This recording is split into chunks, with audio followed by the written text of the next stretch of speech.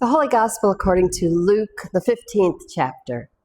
Now all the tax collectors and sinners were coming near to listen to Jesus, and the Pharisees and the scribes were grumbling and saying, "This fellow welcomes sinners and eats with them." So he told them this parable. There was a man who had 2 sons. The younger of them said to his father, "Father, give me the share of the property that will belong to me." So he divided his property between them.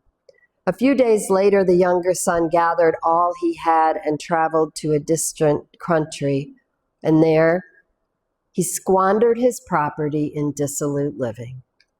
When he had spent everything, a severe famine took place throughout that country, and he began to be in need.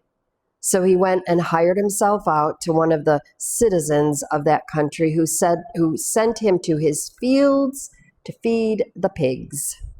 He would gladly have filled himself with the pods that the pigs were eating, and no one gave him anything. But when he came to himself, he said, "How many of my father's hired hands have bread enough and to spare, but here I am dying of hunger. I will get up and go to my father, and I will say to him, 'Father, I have sinned against heaven and before you. I am no longer worthy to be called your son. Treat me like one of your hired hands.' So he set off and went to his father. But while he was still far off, his father saw him and was filled with compassion. He ran and put his arms around him and kissed him. Then the son said to him, 'Father, I have sinned against heaven and before you. I am no longer worthy to be called your son.' But the father said to his slaves, 'Quickly, bring out a robe, the best one, and put it on him. Put a ring on his finger, sandals on his feet, and get the fatted calf and kill it, and let us eat and celebrate. For this son of mine was dead and is alive again. He was lost and is found.' And they began to celebrate. Now his elder son was in the field, and when he came and approached the house, he heard music and dancing. He called one of the slaves and asked what was going on. He replied, 'Your brother has come, and your father has killed the fatted calf, because he got him back safe and sound.' Then he became angry and refused to go in. His father came out and began to plead with him, but he answered his father, 'Listen, for all these years I have been working like a slave for you, and I have never disobeyed your command. Yet you have never given me even a young goat so that I might celebrate with my friends. But when this son of yours came back, who has devoured your property with prostitutes, you killed the fatted calf for him.'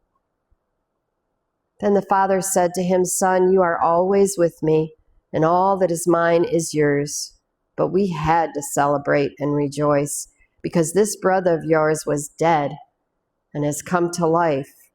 He was lost and has been found.'" The Gospel of the Lord.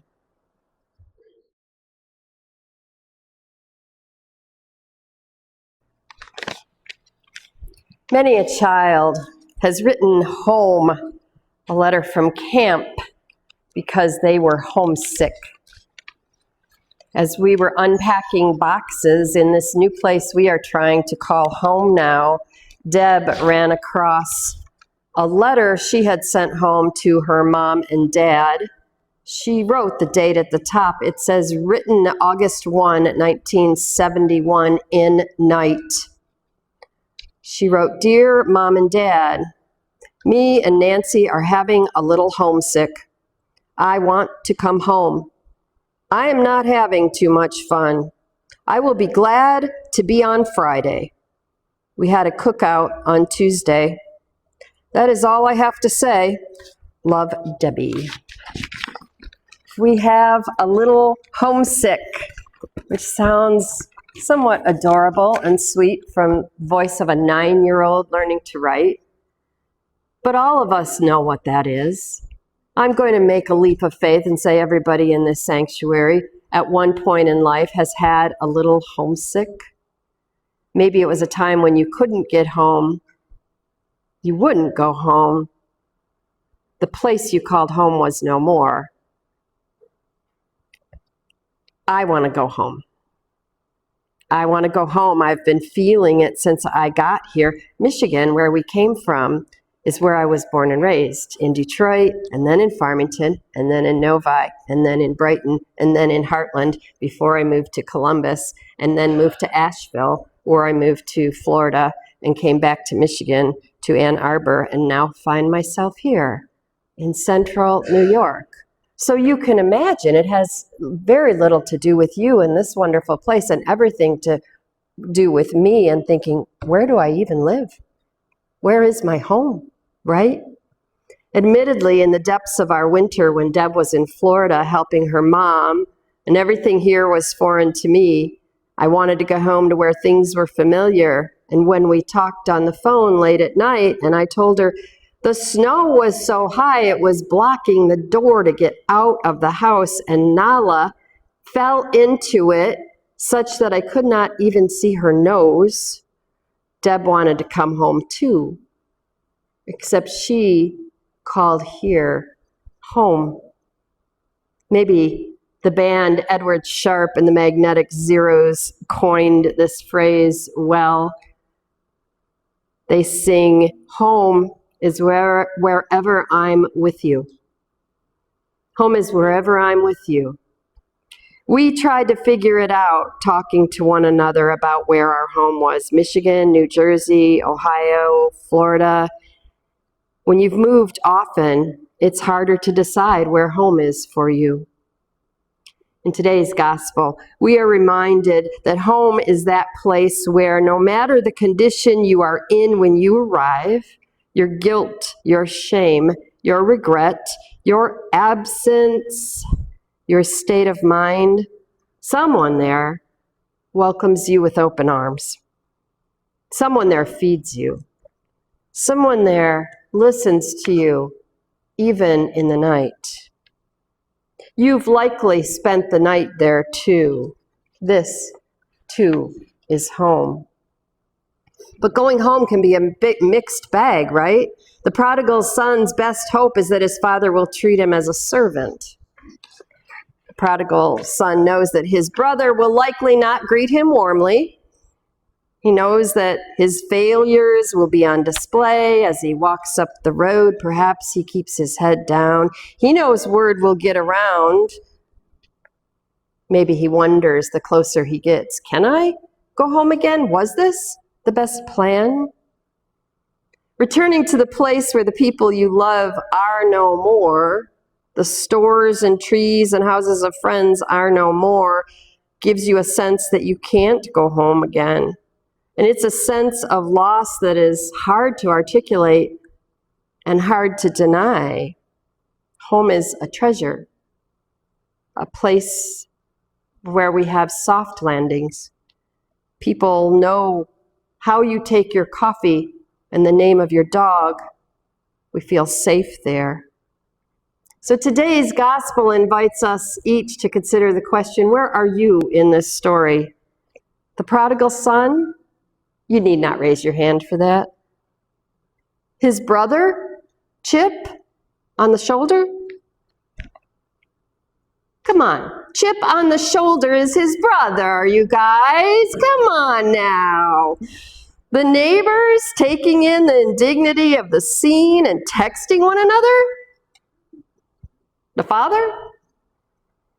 When you think of the person you would welcome home in any condition, at any time, you realize that home is not necessarily a place so much as it is the people who meet you when you get there.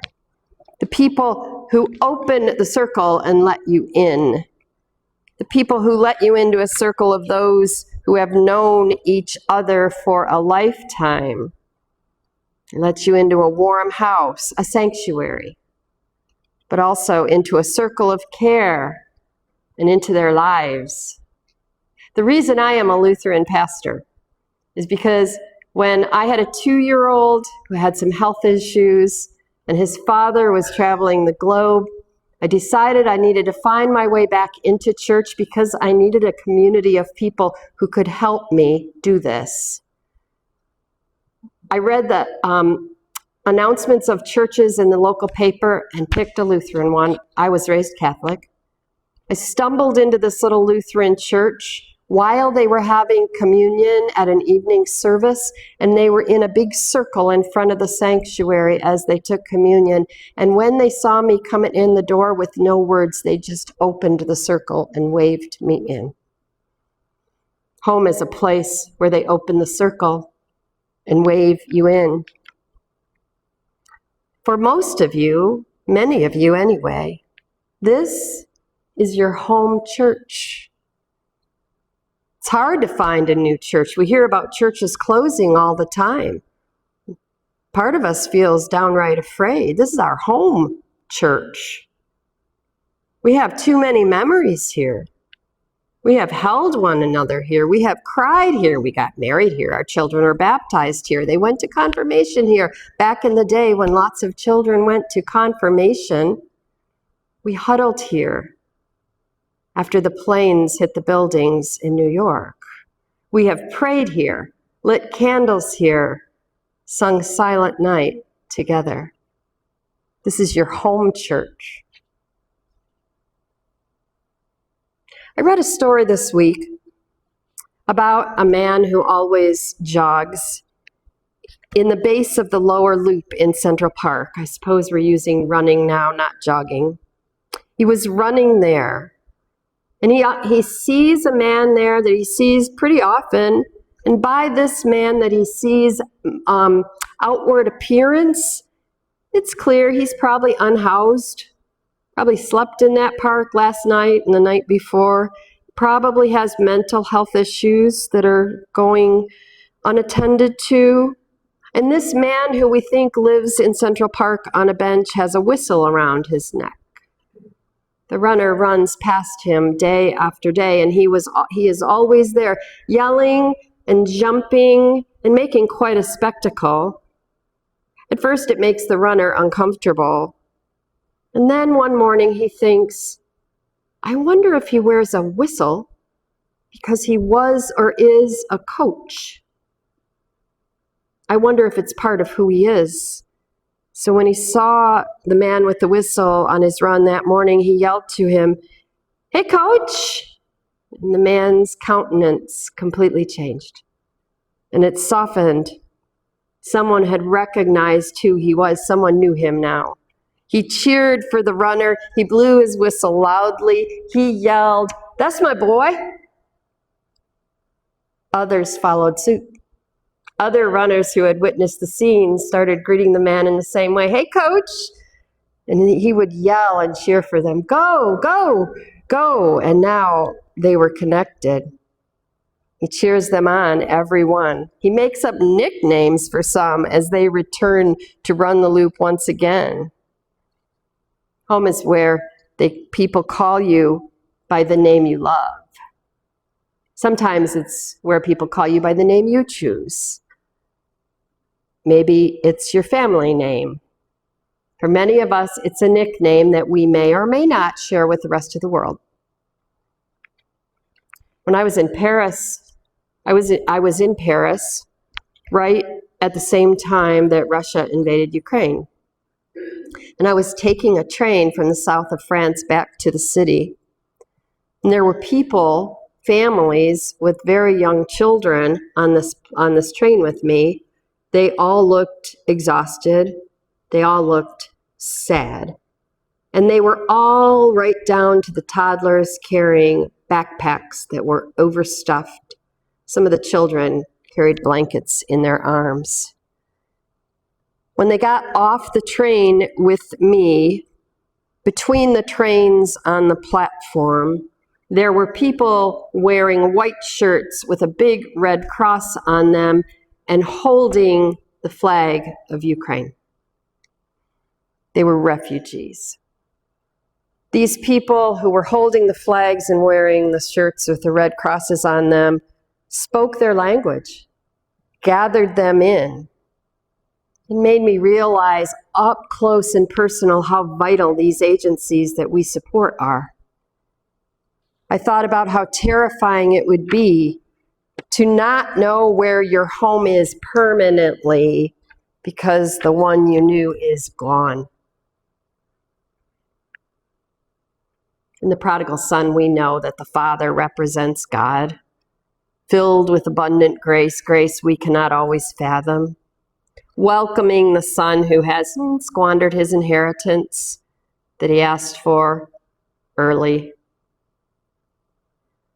Sometimes we imagine ourselves being this magnanimous, forgiving, welcoming.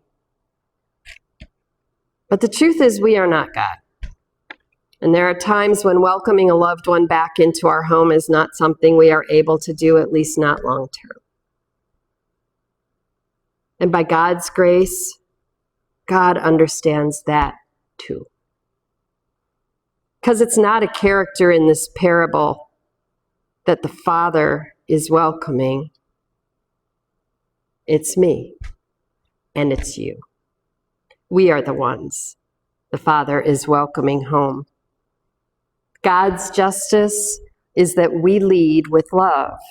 And when we focus on the love between us, when we fan the flames of that love to children who are homesick, those with mental health issues crying out in a park for belonging, those whose homes have been destroyed by war, flood, famine, those who have no place else to go, when we can lead into those situations with love and imagine the fear of those who look like you and I, wondering if they can go to a new place and there find a new home, then it's easier to take the ending of this story for the amazing healing grace that it is. The Father runs to them